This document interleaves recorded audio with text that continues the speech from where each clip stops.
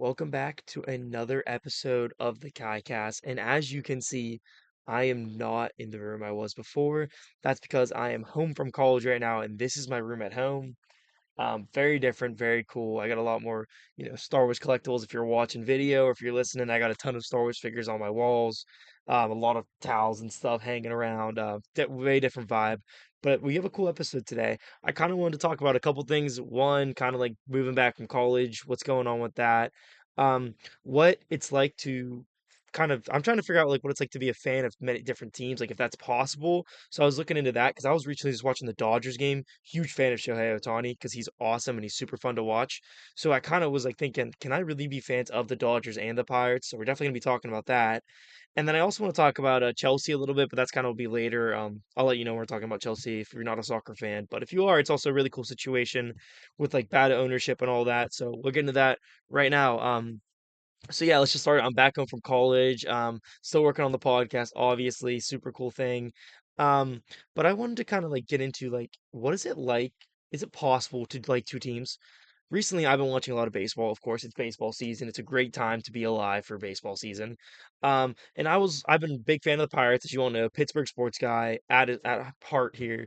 Love the Pirates, love the Penguins, love the Steelers, whatever. That's old news. You all already know that for all my longtime listeners. But when it comes to watching other teams, do you think that it's more of like, do you think it's possible to like other teams? I was out talking to a couple of my friends about this the other day, and they kind of gave me some different answers.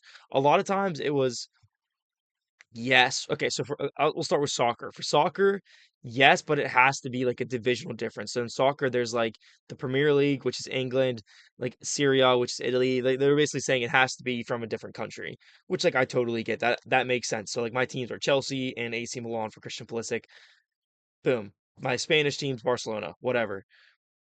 Then you kind of start thinking about, okay, how does that work for teams like hockey, baseball, football? Football, I've never followed another team really. I've always been a Steelers fan. But what does that look like to like another team? Because I know I have friends out there who are like, oh, that's great. So I'm a Cowboys fan at heart, but I live in Pittsburgh right now, so I like both teams. I mean, who do you root for when they play each other? I mean, just questions I was asking. And when I kind of started to look more at it, I was curious. It kind of also it made me think, does it also come into like the players that play on a team? Does that play any role in like liking the team? Because like I know again, big fan of like Shohei Ohtani. I mean, Nick Kurtz is awesome rookie to watch. Players like that, like what does that change in liking a team? Do you like the team? Do you like the player? Like I'm a Chelsea fan from soccer. I like AC Milan because of a player, Christian Pulisic, but I always like AC Milan now. It's like weird, you know? So for you guys, I'll ask you guys this question. Let me know what you think. Do you like another team besides your hometown team or the team you're a fan of mainly? Because for me, I've been thinking that I might literally get a Shohei Ohtani jersey. I was looking at this because he's awesome. I don't know if you guys don't know who Shohei Ohtani is. You're probably living under a rock for this podcast, but he's awesome. He's so fun to watch. The Dodgers, I think, are awesome to watch. I love watching the Dodgers. They're fun to watch. The Yankees I like watching too, but I don't think I consider myself a fan of the Yankees. I think I like the Dodgers more than I like the Yankees. I don't know if that's like bandwagon ideology for me or if that's just like something different, like I don't know like what that kind of means.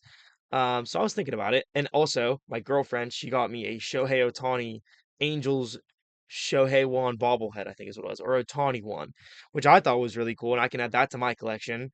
And the other day, the cards, I mean, okay, cards are a completely different thing when it comes to this stuff. I collect cards. Obviously, I'm a collector. You can see my room. I have a whole stack of cards right here that I use for different things. I try and resell them. I've been working on that kind of almost startup of like a business I'm trying to get into, just different things, trying to exploring as a college kid, looking at different opportunities for myself.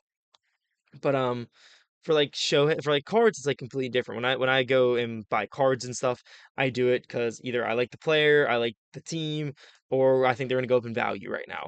So or I rip cards with, of course, my girlfriend. We all know my girlfriend's awesome. If you guys didn't know, but okay. So when I go to buy cards, I think okay, I keep these cards and I sell these cards, but like it's just like weird because like I'm gonna keep all my Pirates cards and I'll keep my Shohei Ohtani cards, my Aaron Judge cards, my big name cards.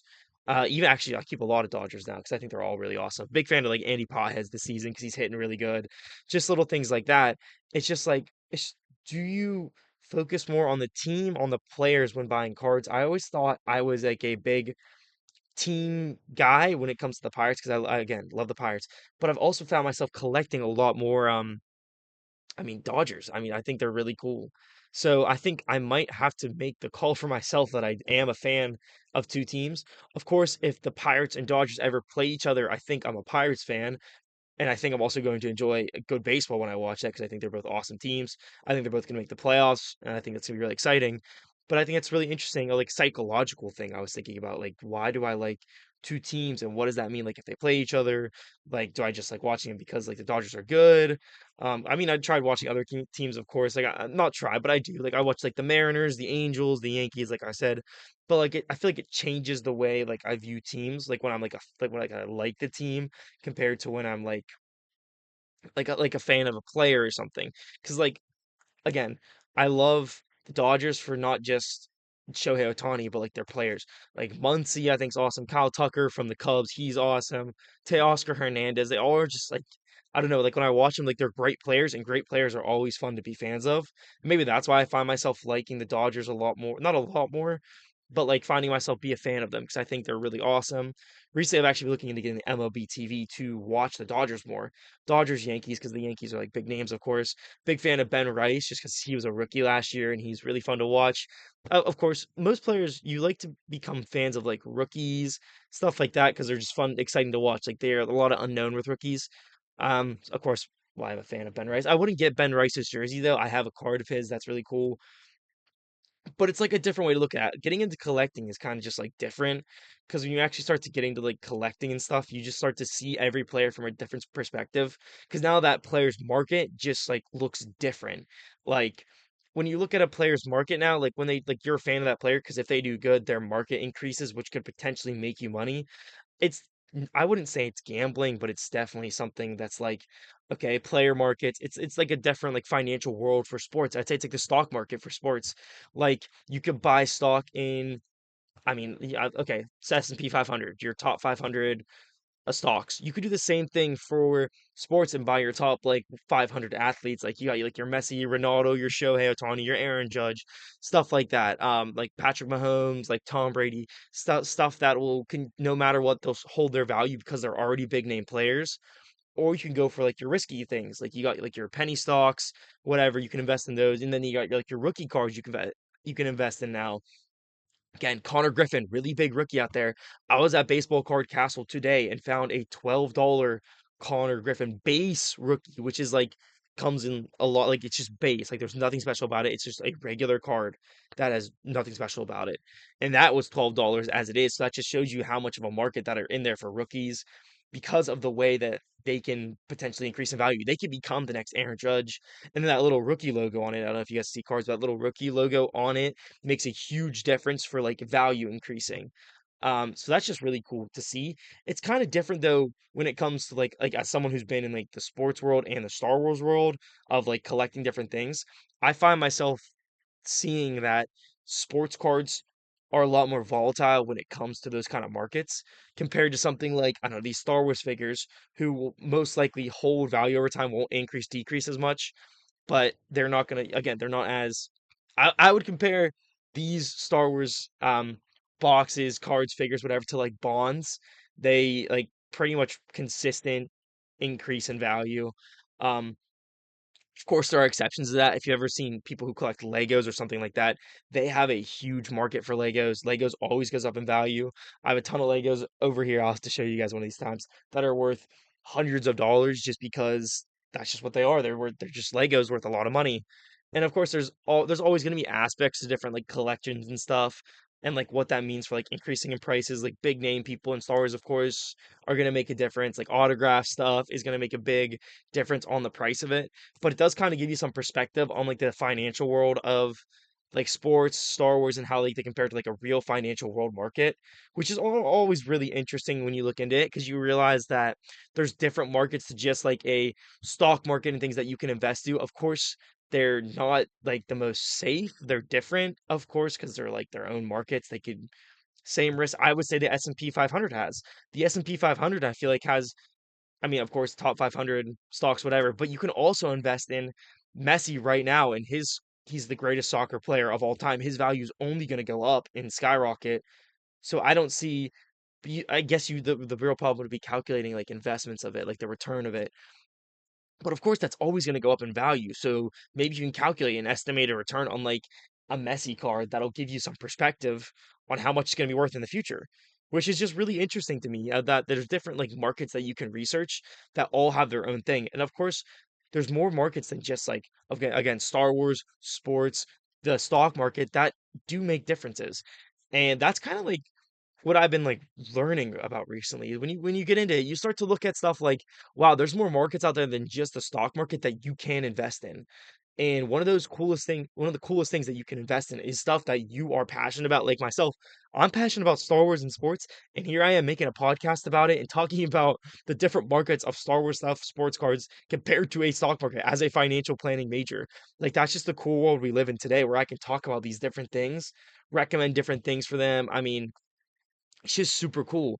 But like I want to know what you guys think. Like, is there any markets that you guys are invested in or interested in that you would be interested in talking about? I would love to hear from you guys and hear what markets you're interested in. I know my girlfriend is a big Penguins fan. She's awesome. She just bought a Nola Chari signed puck today that I don't know. Who knows if that's going to go up in value or not. Nola Chari, he's getting older. He's on the fourth line. Really great fourth liner though. But you could totally see his value increase. That's something I have noticed with sports players is if they are not a big name or going to become a big name, their value either plateaus or goes down for the younger generation because they don't know who it is. And if they don't know who someone is, they're not that as invested in it. I found myself looking at Baseball Card Castle today when I was there. I saw like a ton of different, I guess you could say like old Pirates cards, old Steelers cards. I'm just like, okay, these guys are cool, but they're not what I want. I was looking for more modern, of course. Like I saw again, I got like, I mean, I'd show you, but I don't want to. Yeah, you half you guys probably aren't watching on video right now, which is fine. I'll show you guys some other time when I do review. Go follow my Kai Collects channel if you want to see what those are. But they're gonna be. I want like a Bubba Chandler, a Braxton Ashcraft. I mean, Paul Skeens that are just gonna, I feel like, go up in value, or at least I think so when I was doing research on it. I mean, of course Paul Skeens is going to go up in value because he's just such a great player. But it's just some other aspects of it. I have friends that collect cards that have some really good Michael Jordan rookies that are going to be worth a lot once graded. And that's what's also cool that about grading cards. They will go up in value after you grade them. And that does make a difference in the end of how much a value of a card's worth. So you do have a way to increase the value of a card, but again, you can't just increase the value of every card. You have to be smart about it. And then when you're getting them graded and all this other stuff, which is really interesting to me, there's different ways to increase the value of things. Like you can even get comic books graded. You can get these figures graded on my wall right here. Those figures can get graded and they could be worth more. It's just super interesting the world we can live in today that like getting something graded, getting something graded, or I mean, even like investing in a stock can make you money, but it's really cool that everyone can find their niche to make money in, which has always been different because I feel like when it comes to making money, it's always like the number one thing people want to try and do is make money, of course. So they always find ways to do it. And I think one of the or they do actually I think the problem is they don't find ways to do it. And if you're not finding ways to make money, you're like stressed about money and stuff. Go find your own niche and go find the market of that niche. And once you find the market of it, you unlock a whole world for yourself because you're already invested in that world and you can find the different like market trends of it and then you can make money off of it by understanding what you love, which is something that you should be invested in anyways because you love it. I was scrolling TikToks before I made this video or this podcast, and I was going over it, and I'm like, what was it? It was like, don't work your job or don't love your job your love. I think it was like Kim Kardashian that said that, and that was a really interesting quote because it resonated with me because you're not just sitting there to love your job, you're doing the job that you love. It's just kind of different, like a different aspect of it. And I thought that was always really cool that you can see it as more than just a job. It's something that you're into, something that you love, and something that you're passionate about. And I really do think that makes a difference when making things like a podcast. I don't know if you guys noticed. I used to have these like big scripts that I would go off of that I could like try and keep myself on track. I thought it would help me help the podcast be better. And then I started to realize I feel like my own train of thought, which is kind of like an ADHD person, like I'm all over the place, as you can hear, but it does make a difference. I feel like when you're going over these things, talking about like which is what because what's off the top of your head, what you love, what you're passionate about, and now I'm talking about what I'm passionate about. It just like I'm just going with the flow, and I think it's makes a big difference in the quality of the podcast. That I mean betters the podcast, I think, and I think that makes a huge difference. Um, but yeah, I think it's all we have to talk about today. Appreciate you guys all listening. Follow us on all our socials. Go check us out at the Kaicast, and thank you for listening. We'll see you next time.